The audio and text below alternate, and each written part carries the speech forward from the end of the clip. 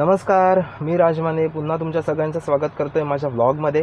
आता आपण आलो आहोत आपल्या गावातील शैलेश गुरव काका यांच्या घरी, जे मूर्ती विक्रेते आहेत। आणि आपण आत्ता बघतोय गणपती बाप्पांचं आगमन हे काही दिवसांवर येऊन थांबलं आहे। साधारणतः 1-2 आठवड्यांचा कालावधी आहे आणि गणपती बाप्पा आपल्याकडे आता येणार आहेत। आणि आता आपण आलो आहोत आपल्या गणपती बाप्पाची मूर्ती बघायला। ही आहे आपल्या गणपती बाप्पाची मूर्ती, जी लालबागच्या राजाच्या रूपात आहे। दरवर्षी आपण अशाच प्रकारची मूर्ती मागवतो, कारण सुंदर अशी मूर्ती आहे। साधारणतः 1 ते 2 फुटाची मूर्ती आहे। तुम्हाला जर मोठी हवी असेल तर मोठीसुद्धा आपण त्यांच्याकडे अवेलेबल आहेत। अशा प्रकारच्या गणपती हे तुम्हाला भेटतील।